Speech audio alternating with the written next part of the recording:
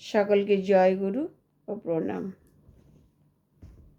নানা ভাষা, নানা মত, নানা পরিধান, বিবিধের মাঝে দেখো মিলন মহান। বলো বলো বলো সবে, শতবীণা বেণু রবে, ভারত আবার জগৎ সভায় শ্রেষ্ঠ আসন লবে। ধর্মে মহান হবে, কর্মে মহান হবে। আমরা ভারতবাসী, এটাই আমাদের পরিচয়। আর আমরা বাঙালি, আমাদের মাতৃভাষা বাংলা, আমরা গর্বিত। বাংলা আমাদের গর্ব, কারণ এই পশ্চিমবঙ্গে মহান মহান মহান মহান মানুষের জন্ম, ব্যক্তির জন্মস্থান, গণ্যমান্য মানুষ, ব্যক্তির জন্ম, বড় বড় মুনি ঋষিদের জন্ম এই বাংলায়। তাই আমরা গর্বিত। বিশ্বকবি রবীন্দ্রনাথ ঠাকুর, সাহিত্য সম্রাট বঙ্কিমচন্দ্র চট্টোপাধ্যায়, বিভূতিভূষণ বন্দ্যোপাধ্যায়, কথাশিল্পী শরৎচন্দ্র চট্টোপাধ্যায়, দীনবন্ধু মিত্র, বিদ্যাসাগর মহাশয়, রাজা রামমোহন রায়, ঋষি অরবিন্দ, ডক্টর বিধানচন্দ্র রায়, আর.জি. কর হসপিটালের প্রতিষ্ঠাতা রাধা গোবিন্দ কর মহাশয়, নীলরতন হসপিটালের প্রতিষ্ঠাতা নীলরতন রায় মহাশয়, রামকৃষ্ণ পরমহংসদেব, স্বামী বিবেকানন্দ, চৈতন্য মহাপ্রভু, শ্রী শ্রী ঠাকুর অনুকূলচন্দ্র। তাই ভারতবর্ষ যারা স্বাধীন করেছিলেন, আর ভারতবর্ষ যারা স্বাধীন করেছিলেন, মহান মহান বিপ্লবীদের জন্মস্থান এই পশ্চিমবঙ্গ।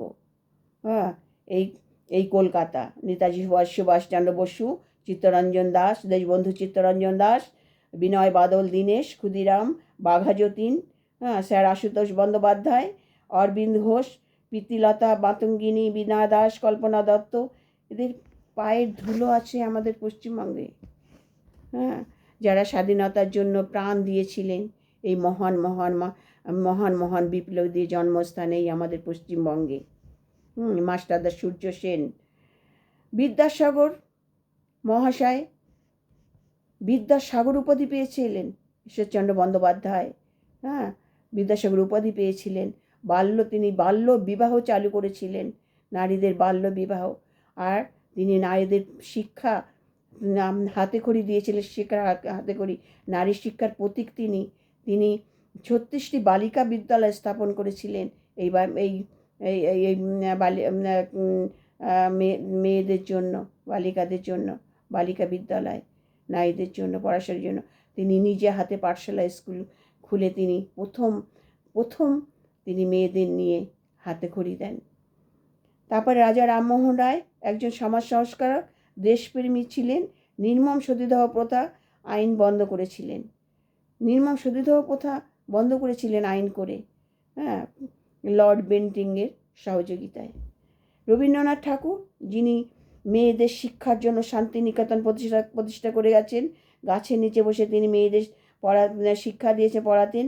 পরে শান্তিনিকেতনে বিশ্বভারতী বিশ্ববিদ্যালয় প্রতিষ্ঠাতা করেন তিনি।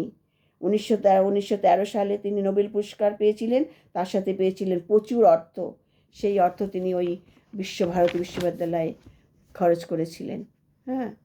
সেই নেতাজির কলকাতা, সেই বিধানচন্দ্র রায়ের কলকাতা, সেই রবীন্দ্রনাথের কলকাতা, সেই স্বাধীনতা স্বামী বিবেকানন্দের কলকাতা।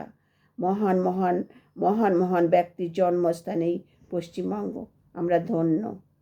স্বামী বিবেকানন্দ ছিলেন যুবকদের আদর্শ ছিলেন। এই স্বাধীনতার সময় তিনি বিপ্লবীদের উদ্বুদ্ধ করেছিলেন তার পত্রপত্রিকা লেখনের মাধ্যমে। তিনি যুবকদের প্রেরণা ছিলেন, বিপ্লবীদের প্রেরণা ছিলেন। সেই বঙ্গকে আমরা কুলসিত দেখতে পারবো না। সেই পশ্চিমবঙ্গ কোনো অধার্মিক কাজ হোক আমরা চাই না। এত বছরে ধরে আমরা সেটাই দেখে এসেছি। বিশেষ করে এই 15 বছরে বর্তমান টিভিতে আমরা দেখতে পাচ্ছি যে কি পরিমাণ দুর্নীতি হয়েছে এই 15 বছর, সেটা আমরা দেখতে পাচ্ছি। আমাদের ওয়েস্ট বেঙ্গল মাটি অপবিত্র হয়ে গেছে। নেতাজির ভারত, সেই রবীন্দ্রনাথের ভারত আজ কুলসিত। আমরা চাই 2026-এ পশ্চিমবঙ্গের পাপ ধুয়ে মুছে এক পবিত্র বাংলা তৈরি হোক। পুণ্যের কাছে পাপের পরাজয় হোক, ধর্মের কাছে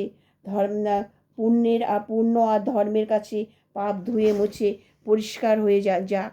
আমরা এক স্বচ্ছ, পবিত্র, নির্মল, দূষণমুক্ত বাংলা উপহার চাই আমাদের শুভেন্দুবাবুর কাছে, আমাদের মাননীয় মুখ্যমন্ত্রী শুভেন্দুবাবুর কাছে, আমার ভারতবর্ষের প্রধানমন্ত্রীর নিকট, ডবল ইঞ্জিন সরকারের কাছে।